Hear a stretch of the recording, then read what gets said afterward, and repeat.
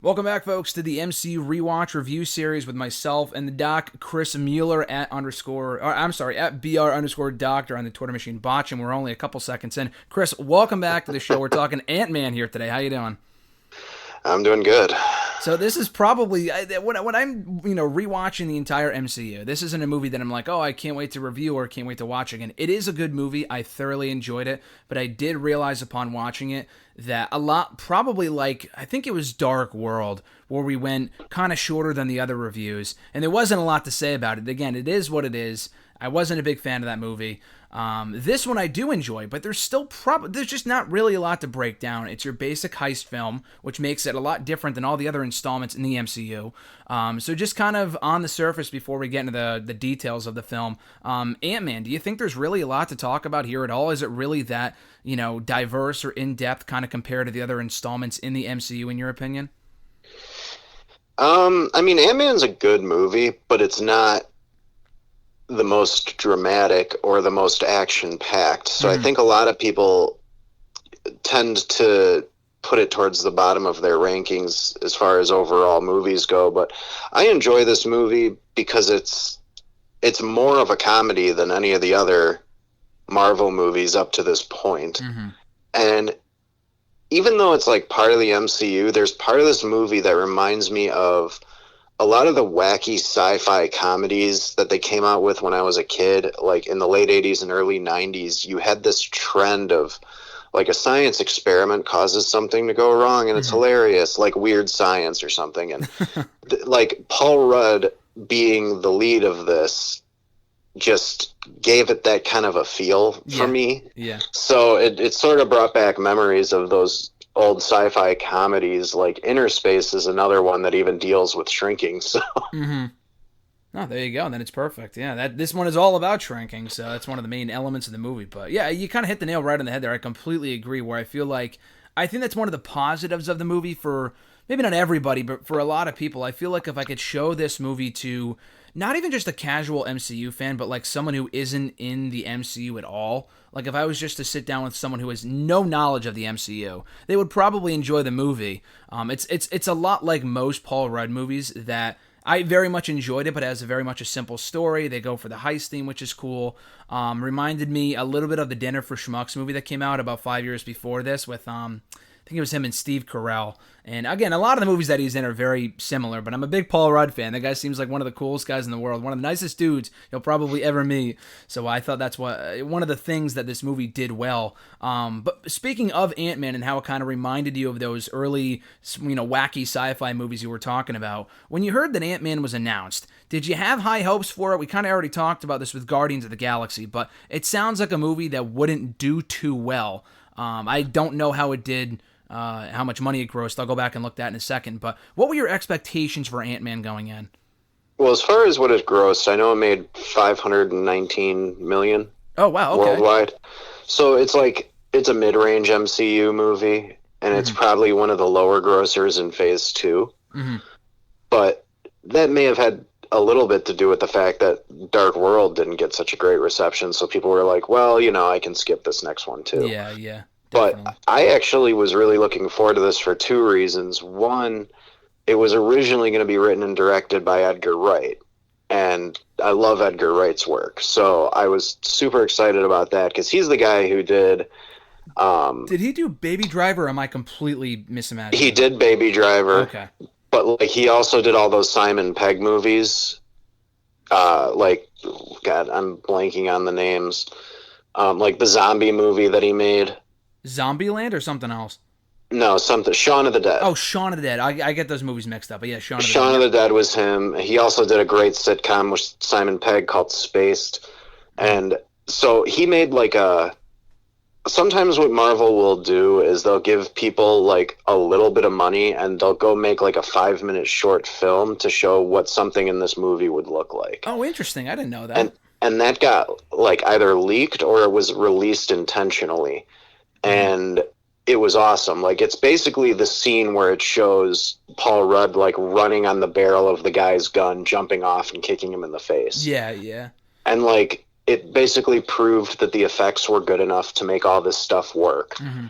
And it also sort of gave you this vibe of like, oh, it's gonna be like Honey, I Shrunk the Kids with superpowers. Like Yeah. it's gonna be insane. Yeah.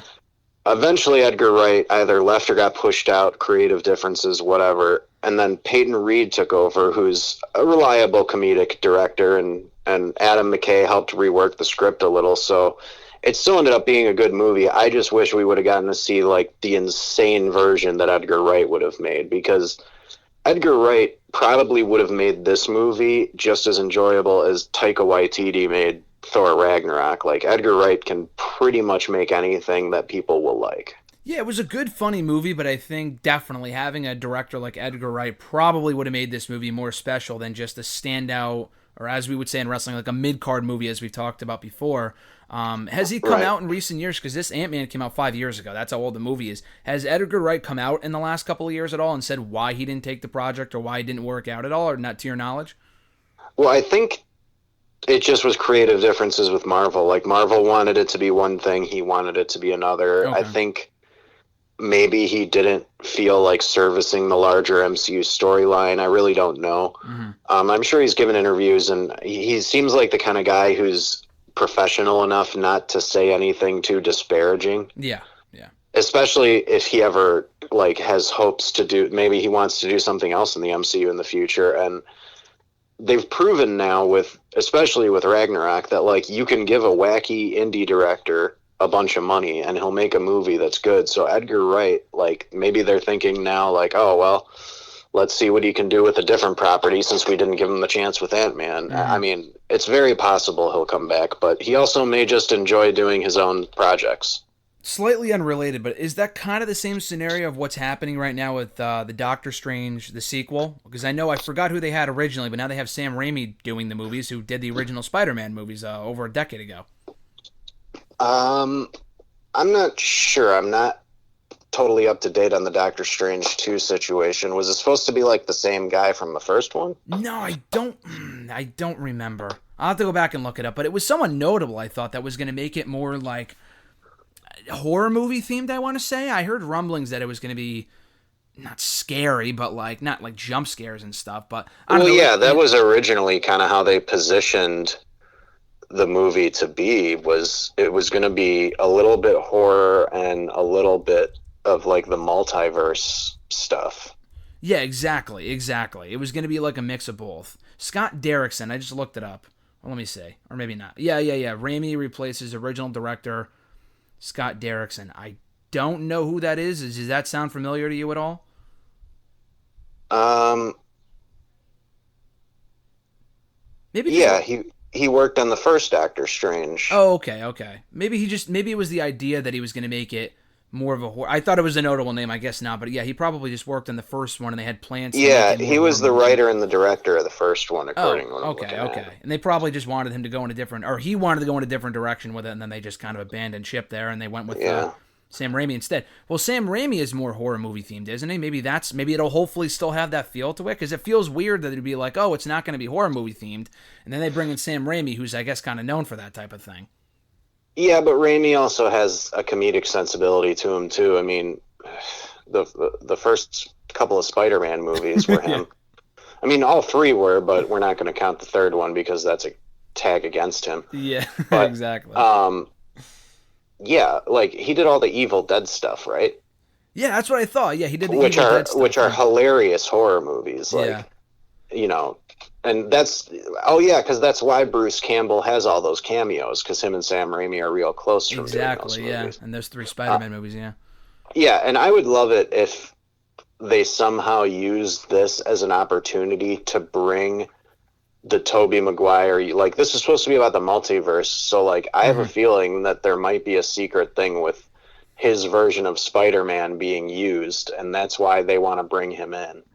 I might be Like, just it being- might even yeah. even if it's just a quick cameo of like Doctor Strange flying through different universes, and all of a sudden you see Tobey Maguire standing there as Spider-Man or something. Big markout moment. I think that'd be sick. I don't know if this is me just being optimistic, but I do think it's only inevitable before we get something like that happen, whether it be in the multiverse movie or the next Spider-Man movie. There's been a lot of talk about with Jameson's character coming back for Spider-Man 2 at the very end at Far From Home, that maybe there will be some sort of tie-in there. Again, he doesn't have to be like the biggest, the plot point of the third Spider-Man movie or whatever, but it's possible. Well, and that's what's cool, though, is like, even though we complain about the fact that there's now been 3 live-action Spider-Man in the movies, that gives them the ability to use all 3 if they really want to as part of a Spider-Verse live-action thing if they go that route, which I know that they have said at some point Miles Morales is coming to the MCU. They just haven't decided when. Yeah, that's what I was going to say. Not just the 3 live-action movies in the last 20 years, but also Into the Spider-Verse, which they do. They don't mention Into the Spider-Verse, but they mention Miles' uncle, Aaron, right? Am I mistaken there? Yes, who is Donald Glover. Donald Glover, yeah, exactly. In Homecoming. Not Far From Home, right? Isn't he in Homecoming? When he's in the garage, and then he goes on the Yeah, because he's in a couple scenes. He's trying to buy the weapons out of the back of the van in the beginning. Yes. And then later on, when he kind of accosts him and he ties him to his hood with his web and just leaves him there. And then he mentioned that he had a nephew, so hopefully it does tie in at some point and it'd be sick. But maybe the multiverse will be what kind of opens that up at some point. But with Ant-Man, do you think the timing was right coming off of Age of Ultron? We just talked about that last week. This came out late June. I thought it came out in July. I remember seeing it in July. I must have seen it a month late, but the release date on Wikipedia said June 29th. So it was really just like a month and a half after Age of Ultron just came out. Do you think it was smart to have it come after Ultron? It's like, okay, people are still kind of riding that Avengers train right now. They'll go see this other Marvel property that isn't really as well known or as popular. Or was it not good because people's expectations were maybe too high coming off of Age of Ultron, even though that wasn't, as we talked about last week, not the greatest movie of all time? Well, I think it had a little bit of help because people were like, oh, well, look what they did with Guardians. Like, that movie was based on a very little known property, and that was amazing. So, but Ant-Man, again, it's such a small story in comparison to all the other ones. Mm-hmm. Like, even though the technology in it has world-changing consequences, it's not a world is at stake story. It's, a couple of guys fighting most of the time.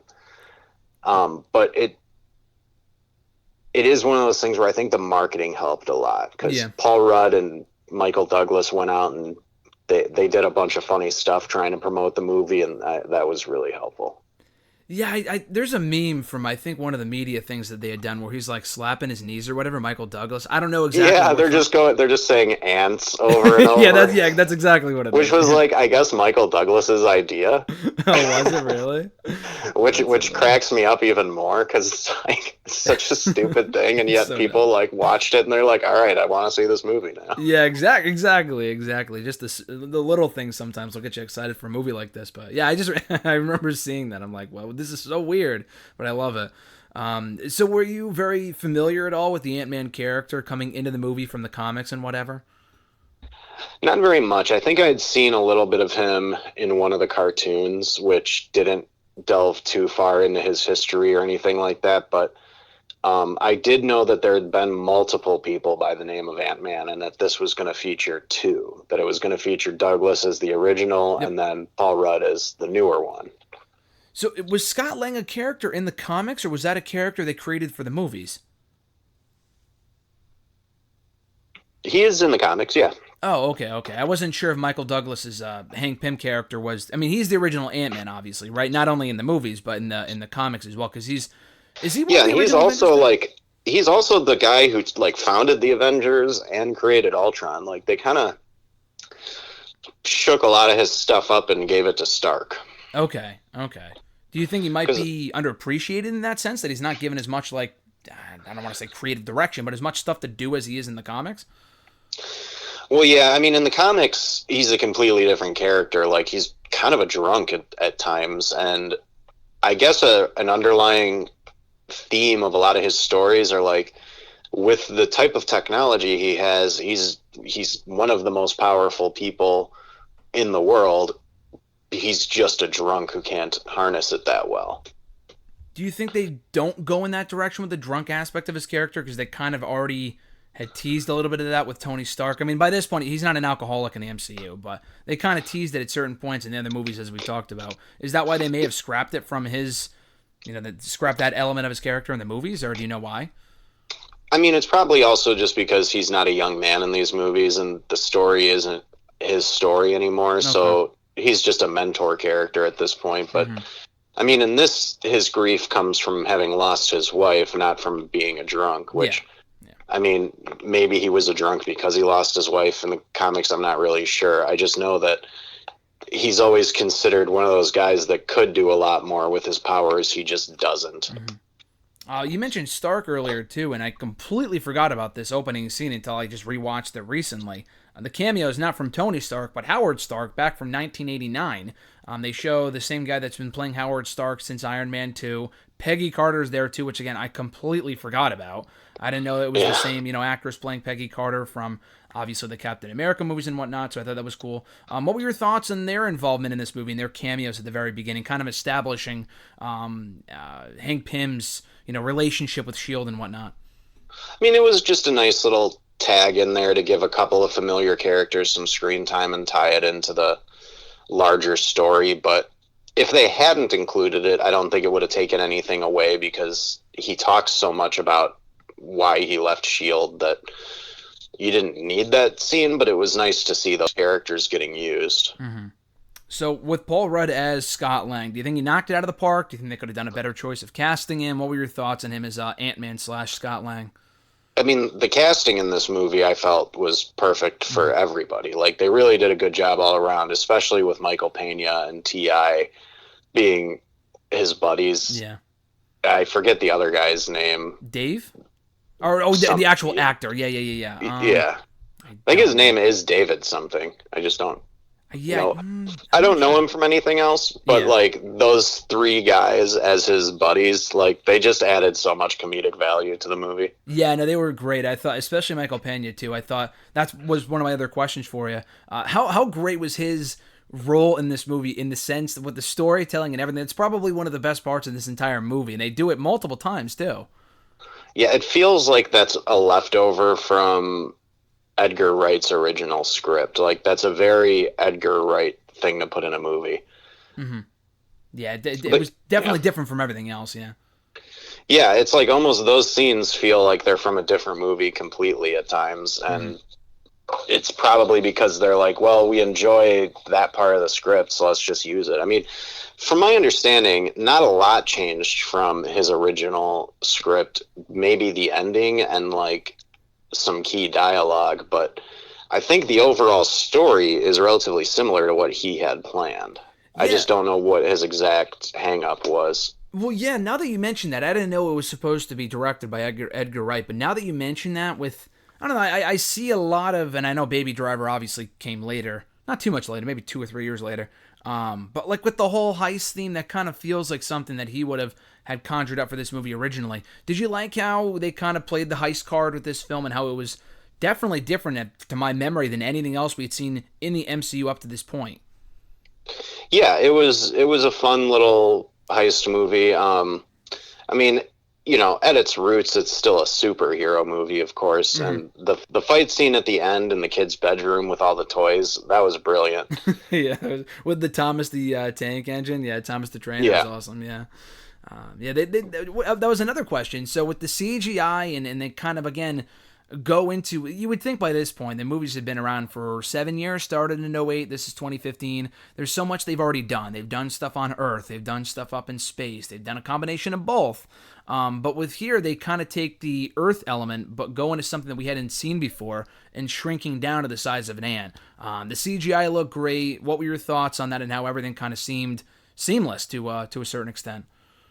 Yeah, everything looked great. I mean, I'm no CGI expert or anything, but I thought everything looked really good. But doing certain things is easy. Like, they can have him on a green screen set and edit in another real set with those toys, and it'll look seamless. But they've been doing that for years. It was the giant ant walking around was impressive to me, more so than the fight scene, because the giant ant was something that had to be interacted with. At the end of the movie you're talking about? Yeah, like the Yeah. little kid has it as a pet. Yeah.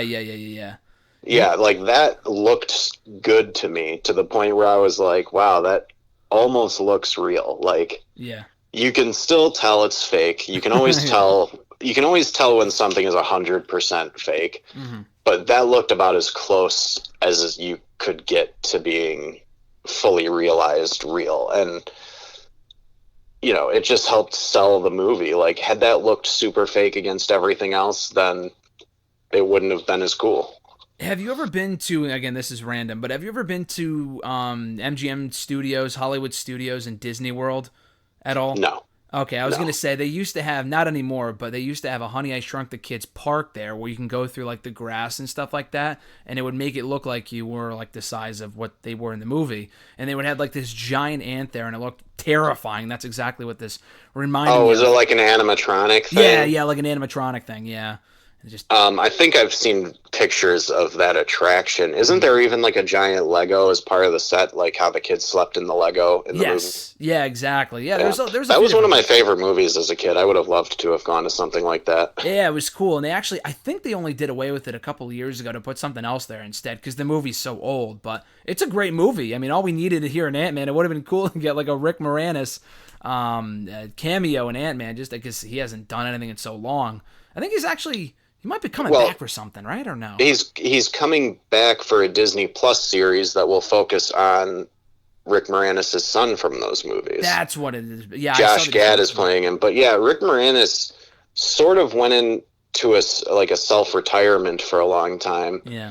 I think his wife may have been sick for a while. Oh, and yeah. that might have had something to do with it. Yeah. But he also, he's given a couple of interviews over the years and said, if a project comes across my desk that I love, I'll do it. That just hasn't happened yet. I guess the what was it? The remake of Ghostbusters was not one of those projects that he was interested in.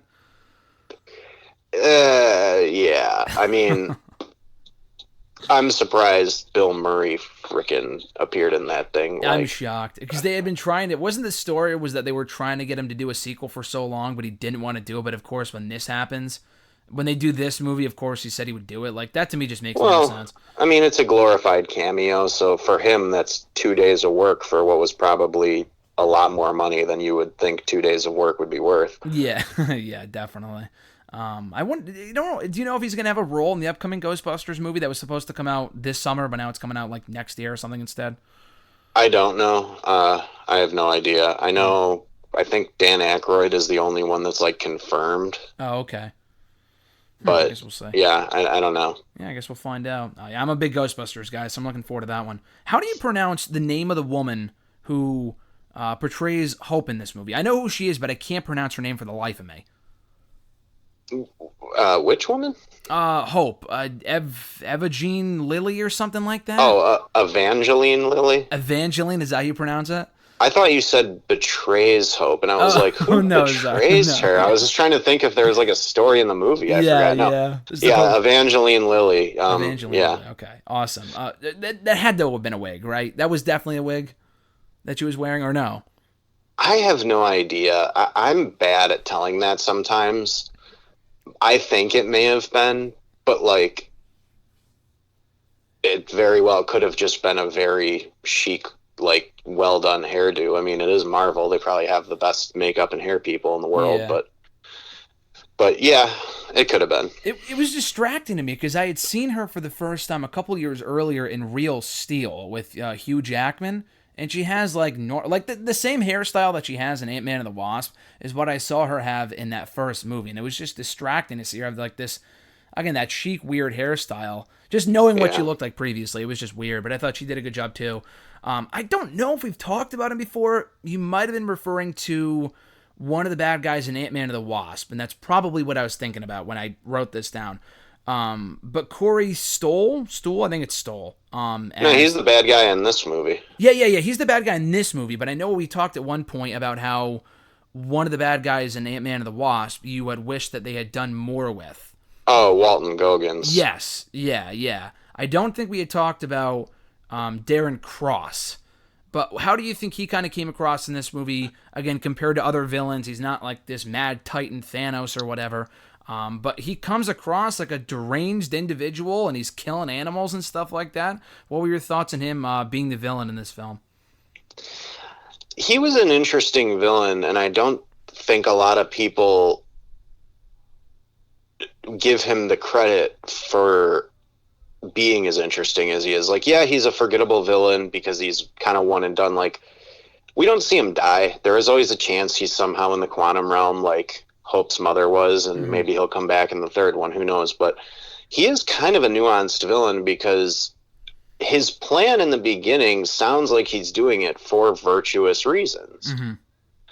And as far as like the killing animals stuff goes, unfortunately, that's just one of the dark sides of science. Animals get experimented on all the time. So to me, like, what really made him look villainous was when they were finally in the room with the yellow jacket suit and he wanted to kill Michael Douglas. Like, that's when he really made his full heel turn. Yeah. But like before that, he was sort of almost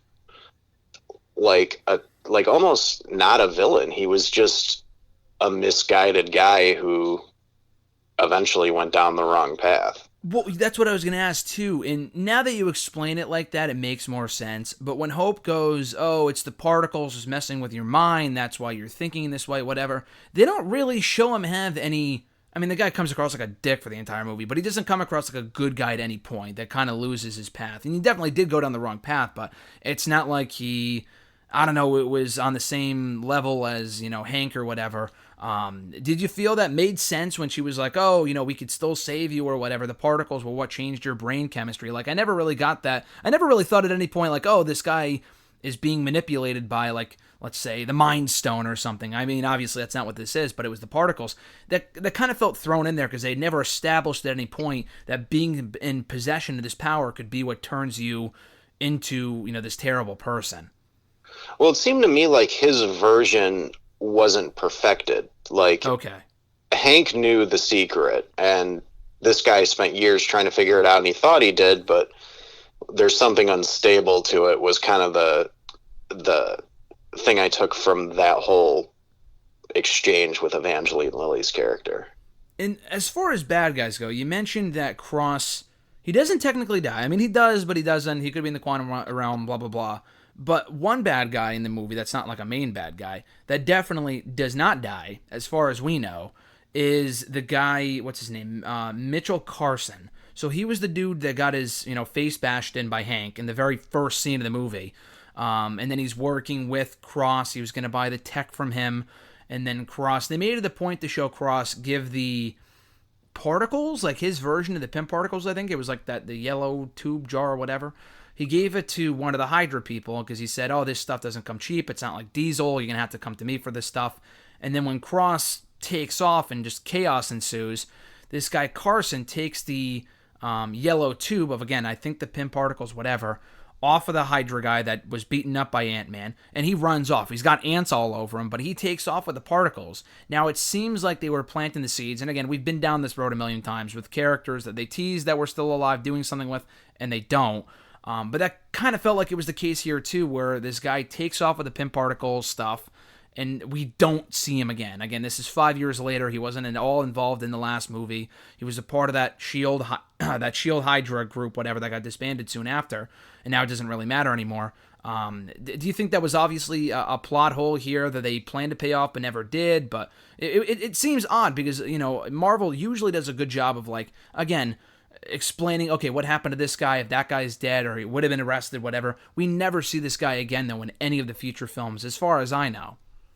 I mean, that could have been something they were planning on paying off in the sequel, and then they decided to go in a different direction. Okay. I mean, it's the same thing with the Hulk movie, how the one guy was going to turn into the leader. Yep. You see the stuff like, and then nothing ever happens. It's like, as far as this goes, I mean, they could very easily explain it as like, yeah, he took off, and then he couldn't figure out what to do with the particles because he's not a scientist, and then he got arrested, and nothing ever happened. Like, it is one of those things that I feel like they probably put in there intentionally for something. Maybe it'll pay off in Ant-Man 3, but it'll probably just get ignored. Probably. And the weird thing is that the guy was like a pretty prominent character. Not that he was in multiple movies, like, a few other people were, like, God, what's the guy from Winter Soldier? I'm blanking here.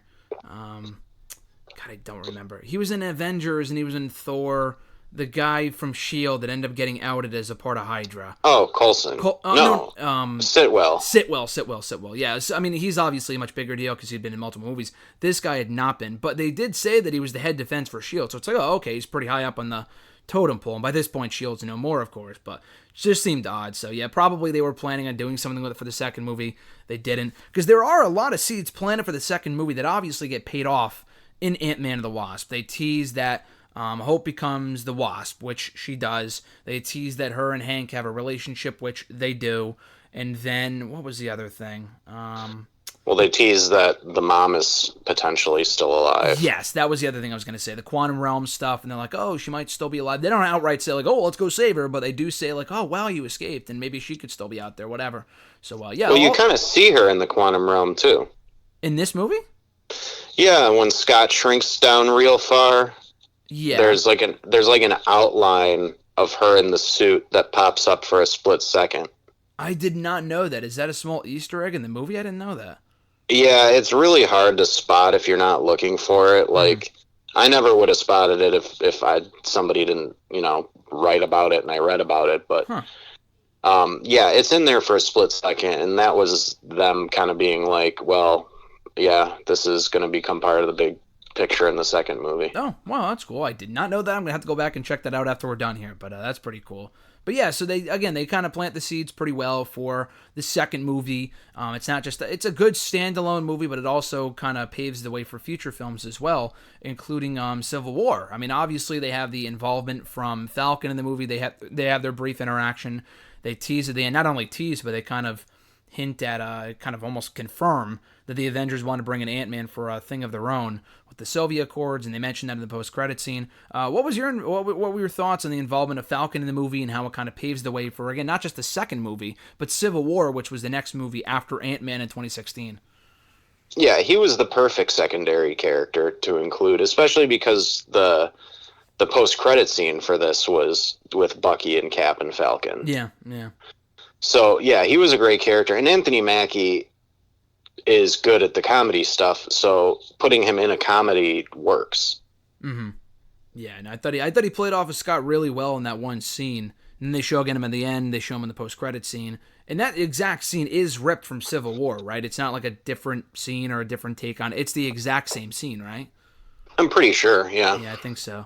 I also liked how they explained why the Avengers weren't there when Scott was like, why don't we just bring the Avengers to deal with it? And they're like, they were too busy dropping cities from the sky or whatever, which of course just happened mere months earlier if we're going by when the movie was released. So I thought they did a good job of explaining that too. Any thoughts on how they kind of progressed the father-daughter relationship between Hank and Hope in this movie? Because we had seen the father-son relationship develop a few times with Tony and his dad, a little bit with Thor and his father, with Odin. But I don't think up to this point we had ever seen a father-daughter relationship kind of develop the one that this one does. And also Scott and his own daughter, Cassie. I thought that was a kind of a different take on something we had already seen before in the MCU.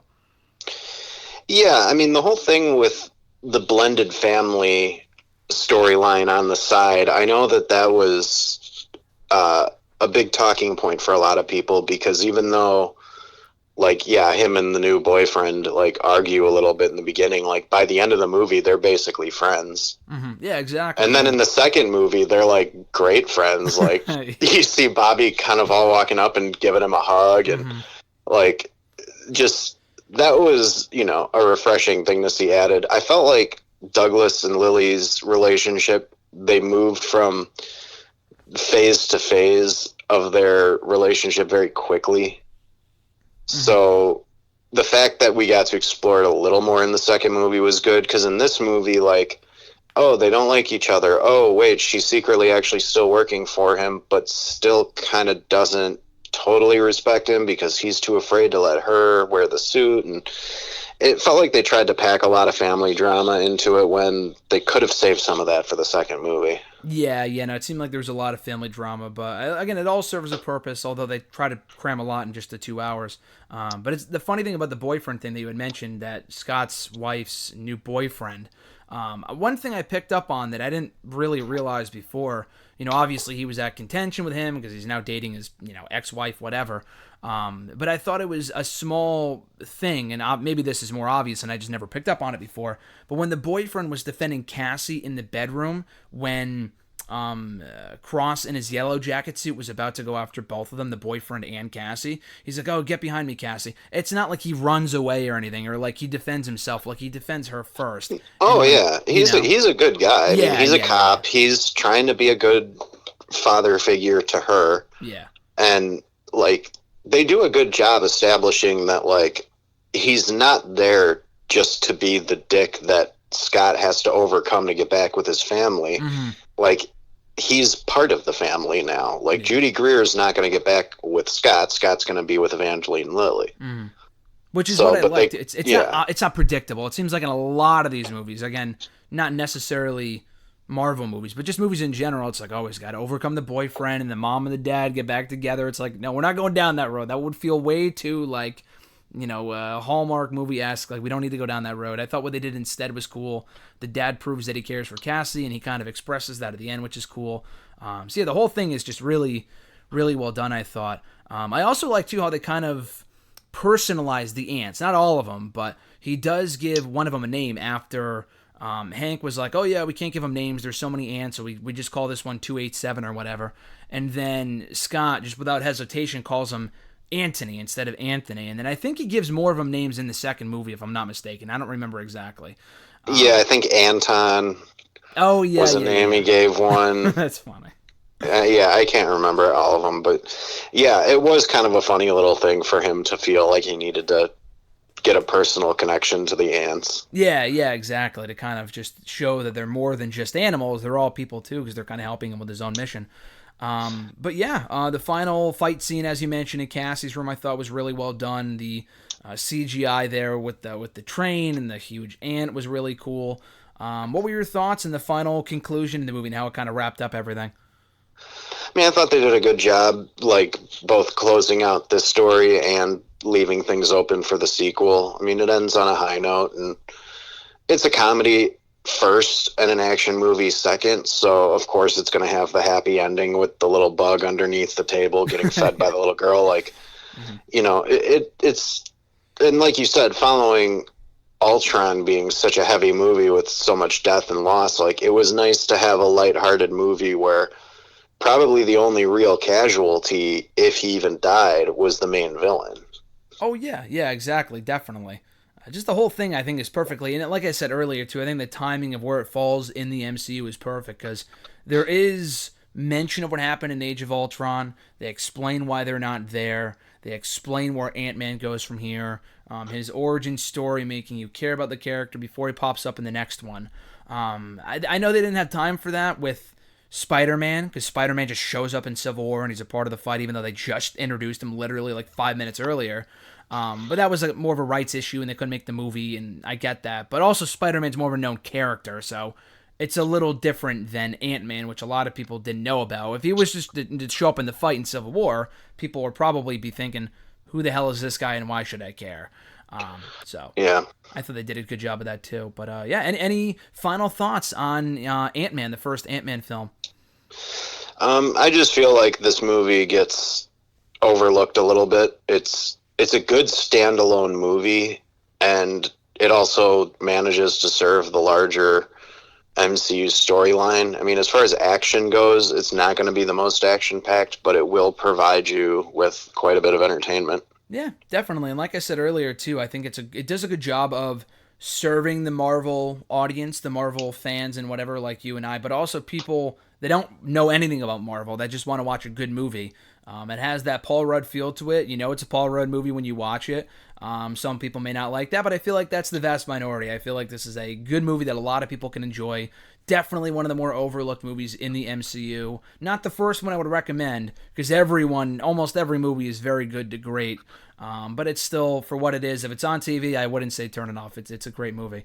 But this has been fun, Chris. Had a great time talking about Ant-Man. Next week here on the MCU Rewatch Review series, we're talking Phase 2 recap. A quick recap of all the movies that came in Phase 2 from 2013 actually, through 2015. Phase 2 was pretty short. There weren't a ton of movies in here, kind of overlooked compared to Phase 1 and Phase 3, which we'll get into. But we'll talk about that next week before we get into, in 2 weeks from now, I think it's Civil War. Civil War kicks off Phase 3, which is pretty sick. But, Chris, this has been great as always. People can find you on the Twitter machine at BR_Doctor, me at WrestleRant. Until next time, Chris, take care. I'll catch you on the next one. All right, great. Thanks.